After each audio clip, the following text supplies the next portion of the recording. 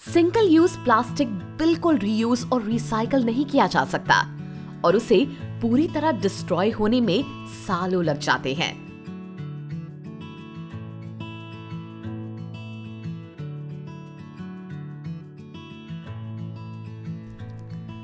Hi friends, welcome back to our interesting series जहां हम बातें कर रहे हैं about the matter.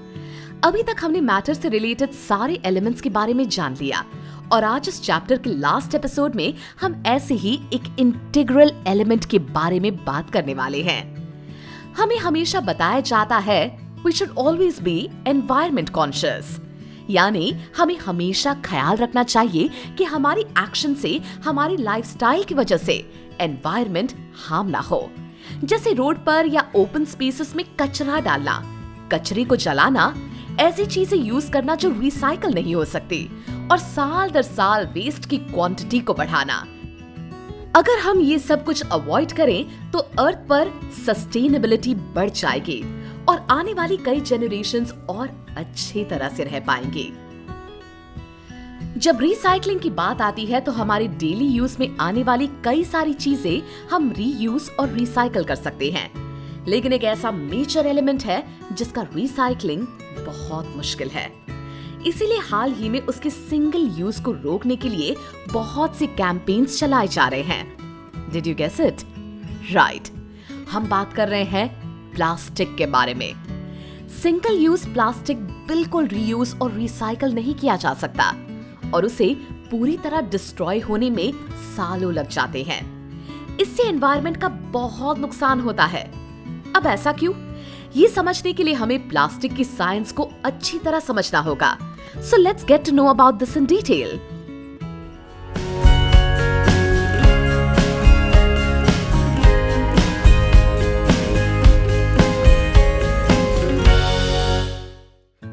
Plastic is not a naturally made product.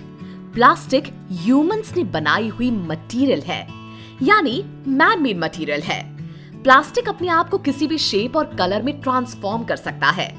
हमारा वर्ल्ड प्लास्टिक के बिना इमेजिन करना बहुत ही मुश्किल है। प्लास्टिक मटेरियल का इतना यूज किए जाने के पीछे कई सारे रीजंस हैं। प्लास्टिक स्ट्रॉन्ग होता है, प्लास्टिक लॉन्ग लास्टिंग मटेरियल है और सबसे फेवरेबल बात यह है कि प्लास्टिक लाइट वेट होता है। वो वाटरप्रूफ भी होता है, यानी वाटर से डैमेज होने का उन्हें कोई खतरा नहीं। इसके साथ ही प्लास्टिक हीट, इलेक्ट्रिसिटी और केमिकल से भी डैमेज होता है। बहुत से नेचुरल मटेरियल्स के कंपैरिजन में प्लास्टिक इकोनॉमिकली अफोर्डेबल होता है। प्लास्टिक मैन्युफैक्चर करना एक आर्टिफिशियल प्रोसेस है। नेचुरल गैस, पेट्रोलियम ऐसे रॉ मटेरियल्स यूज करके प्लास्टिक तैयार किया जाता है। लगभग हर दूसरी चीज में प्लास्टिक का इस्तेमाल किया जाता है, चाहे वो ग्रोसरी बैग हो, बॉटल्स हो, मोबाइल कवर्स हो, चेयर्स हो, टेबल्स हो, और ये लिस्ट तो बड़ी लंबी बनेगी। History of plastic. प्लास्टिक के बारे में इतनी बातें होने के बाद ये जानना तो बनता है कि आखिर हमारी लाइफ में ये आया कैसे। So let's get to know about the history of plastic. बात है 1856 की। अलेक्जेंडर पार्क्स नाम के एक इंग्लिशमैन को बिलियर्ड्स खेलने का बहुत शौक था। इसी शौक के चलते उन्होंने कम पैसे में बन पाए ऐसा एक बिलियर्ड्स सेट बनाने का सोचा। स्पेसिफिकली बिलियर्ड्स की आइवरी का चीप ऑल्टरनेटिव बनाने का सोचा और वो बनाने के लिए उन्होंने जिस मटेरियल को इन्वेंट किया वो था प्लास्टिक। इस तरह 1856 में प्लास्टिक की खोज होने के बाद 1872 में वो मशीन इन्वेंट हुआ जिससे प्लास्टिक को किसी भी शेप में मोल्ड किया जा सकता था। 1907 में लियो बेकलैंड, जो बेल्जियन बॉर्न अमेरिकन केमिस्ट थे, उन्होंने बेकलाइट इन्वेंट किया, मतलब प्लास्टिक का ही एक वेरिएंट जो सिंथेटिक पॉलीमर होता है। आज जो प्लास्टिक सबसे ज्यादा यूज होता है उसे पॉलीथिलीन कहा जाता है। इसकी खोज हुई 1933 में और 1935 में नायलॉन डिस्कवर किया गया जो पूरी तरह से सिंथेटिक फाइबर से बना हुआ था। 1965 के बाद प्लास्टिक के एप्लीकेशंस बढ़ने लगे। उसका इस्तेमाल बुलेट प्रूफ वेस्ट में किया जाने लगा। फिर प्लास्टिक से बेवरेज बॉटल्स बनाई जाने लगी। हाल ही में सॉइल के नीचे रहने वाले ऐसा इंसेक्ट पाया गया जो प्लास्टिक खाने की भी क्षमता रखता है। ज्यादातर प्लास्टिक एक केमिकल का पार्ट होता है जिसे पॉलीमर कहा जाता है। पॉली मतलब मैनी यानी बहुत सारे और मेर मतलब यूनिट्स। प्लास्टिक ऐसे ही बहुत सारे यूनिट से बना होता है। हर एक यूनिट को डिजायर्ड शेप, साइज और कलर में ट्रांसफॉर्म किया जा सकता है। तभी तो प्लास्टिक से बहुत से टॉयज, एक्सेसरीज, अप्लायंसेस बनाए जा सकते हैं। जैसे कि मैंने शुरुआत में बताया, हमें प्लास्टिक अवेयरनेस की बहुत ज्यादा जरूरत है। पॉल्यूशन होने के पीछे प्लास्टिक का बहुत बड़ा हाथ है। प्लास्टिक को पूरी तरह डिस्ट्रॉय होने में सालों लग जाते हैं और कुछ प्लास्टिक के टाइप्स तो बिल्कुल डिस्ट्रॉय नहीं होते, चाहे कितनी भी कोशिश कर लो। इससे हमारा इकोसिस्टम बैडली अफेक्ट होता है और इसका सीधा असर होता है एनिमल्स पर। सबसे ज्यादा प्लास्टिक वेस्ट पाया जाता है या तो माउंटेन्स पर या पानी में। दोनों प्लेसेस एनिमल्स के लिए हैबिटेट्स हैं।